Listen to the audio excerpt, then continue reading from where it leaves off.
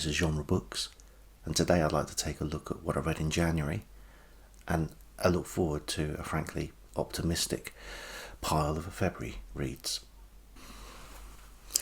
Started the year with a bit of a doorstop, Lucifer's Hammer by Larry Niven and Jerry Pournelle. The blurb says that the chances that Lucifer's hammer would hit the earth were 1 in a million. Now I feel like I should be singing that line, but I'll spare you that particular torture. But the hammer in this case is a comet that's going to hit the earth, and endorsed by no less than Frank Herbert on the front and the back of the book. I enjoyed this one. In fact, I enjoyed it so much that I wanted more comets to come near the earth, and I dipped into The Hammer of God by Arthur C. Clarke, another Hammer title.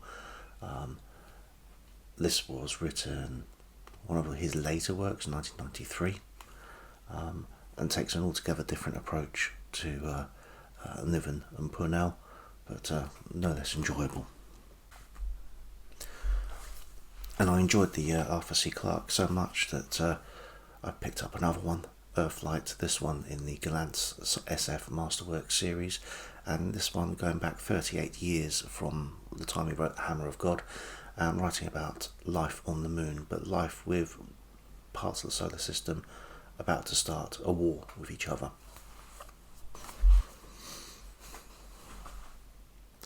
Leaving the science fiction for a brief while, I read Lawrence van der Post's Inner Province.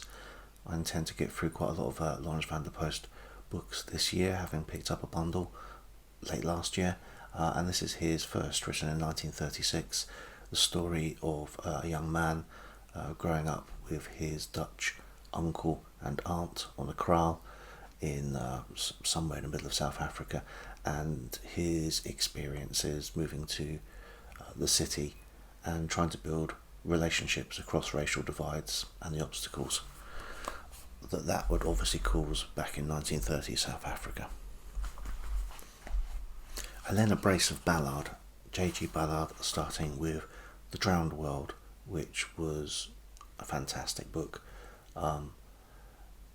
It's like reading Heart of Darkness, but everyone is Kurtz, or a facet of Kurtz's personality. I couldn't recommend this one highly enough. I followed that with The Drought. Also very much enjoyed this, not quite as much as The Drowned World, but these apocalyptic books of Ballard, and I've yet to read The Crystal World or The Wind from Nowhere, but I think these really do offer something exceptional.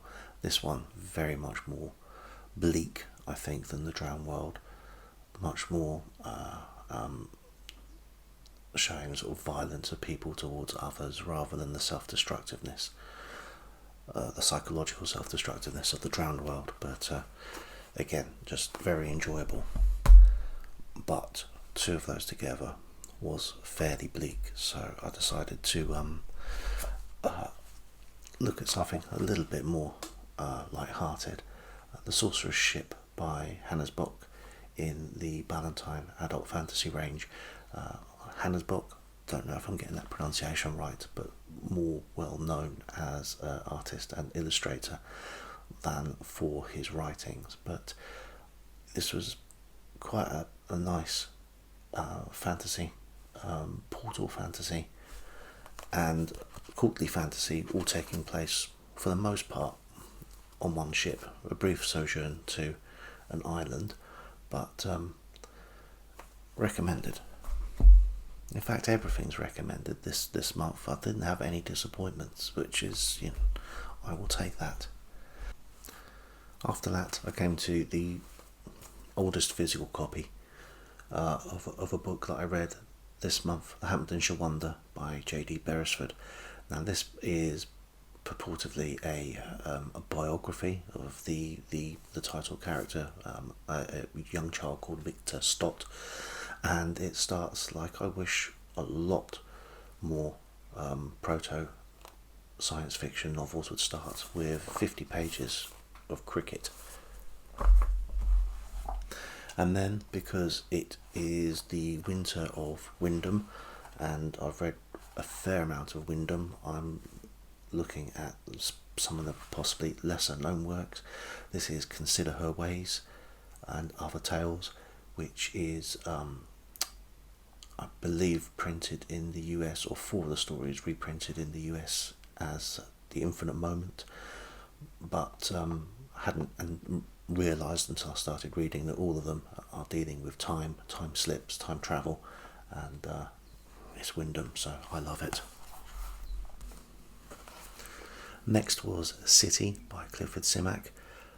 Familiar to many people, I'm sure, but something I'd never got round to reading before. For a fix-up novel, this works very well indeed. I love the scholarly interludes by the dogs. If that doesn't make any sense, just read the book. Camp Concentration by Thomas M. Dish. It's a slim work. It's written in a diary format. The protagonist is a conscientious objector to a Vietnam-style war and finds himself in prison as a result, but then finds himself moved to an altogether more mysterious prison with other inmates who all seem to be of a superior intelligence.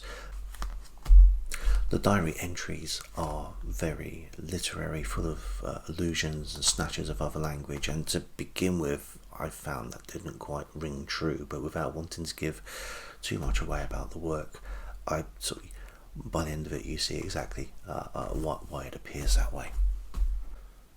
Moving on to a work in translation now, in the SF Masterwork series from Galantz. This is Roadside Picnic by Arkady and Boris Strugatsky, and this is it's an alien visitation book with no aliens. It's a first contact book with no contact. It is our experience in finding the detritus that aliens have left either by accident or by design, and the effects it has on the inhabitants of Earth, particularly in relation and seen in microcosm in this small town, which I think is in Canada. And the last of the physical works I read this last month, H.G. Wells' The Invisible Man, a brisk work of a scientist who, without giving the game away too much, makes himself invisible, and his troubles with that particular power or affliction, and the mental disintegration that follows. Everything else in January read on my trusty dog-eared Kindle or on my computer screen, where I wasn't able to find an EPUB file. But I read Planet Stories issues 3, 4 and 5. There are 24 novels, novelettes and short stories within those, 21 of which I hadn't read before, so 21 of which I went ahead and read, along with the letters pages, which is we'll come on to those when I talk about Planet Stories, but it is nice to see that science fiction fans are a bunch of nitpicking pedants, even back in the 30s and 40s. I also read John Taine, or Eric Temple Bell, I believe John Taine was the pseudonym for, The Seeds of Life, and that was from Amazing Stories Quarterly in 1931. I'll check all of these dates. And the final book I read in January was Hansa, History and Culture by Johann Schildauer. I hope I'm getting that pronunciation right. I began that in 2023, but because I'm unable to get it as a physical copy from the British Library, and because the British Library suffered a massive ransomware attack at the end of October, which you may have read about in the news, anyone has not really been able to order anything to read at the British Library for 2-3 months, but the doors are open again now. The full online catalogue isn't up yet, but you can go and fill in a slip and request some works. As long as they're in London, they'll go and find them for you. You come back within an hour, 90 minutes, and find yourself a desk. So that's what I did, and that's January. Moving on to February, It's a short month for such a long list of books, but for non-physical works, I want to look at Planet Stories, issues number 6 and 7. For Roger's Cheap Old Book Club, I want to read Of One Blood by Pauline Hopkins, and to close out my reading of E. Doc Smith's Lensman series, I'm going to try and read Second Stage Lensman, Children of the Lens, and Masters of the Vortex. Other Kindle works, I'm going to read The Strange Case of Dr. Jekyll and Mr. Hyde by Robert Louis Stevenson, and Gladiator by Philip Wiley. For physical works, I want to look at another SF Gallant's Masterworks, Odd John by Olaf Stapledon, another Proto superhuman superhero type work, continuing my trawl through Lawrence van der Post, Adventure to the Interior, which 20 years after Inner Province, but we'll see how that goes. Continuing my read of all the Arthur C. Clarke that I have on my shelves but not yet read. I have Prelude to Space in this little bit tatty Ballantine Gnome Press joint publication, and in Pan Books, The Sands of Mars,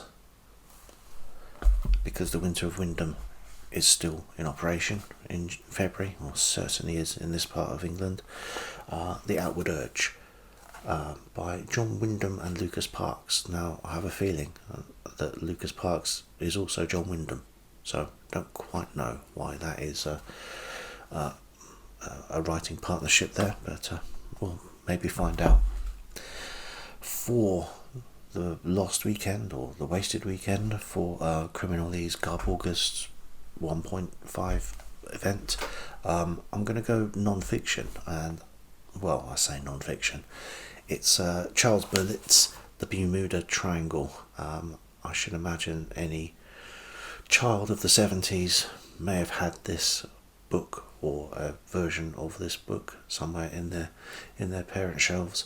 The Bermuda Triangle was a big thing back in the day, but I will see how this goes. Charles Berlitz is the grandson of the Mr. Berlitz who created all the language courses, so I expect the writing to be very good. If I get that done in a day and still have time in that Garb August weekend, I'll be looking at Kirik and the Lost Queen by Gardner F. Fox. And then a book I don't know very much about, The 57th Franz Kafka by Rudi Ruckner.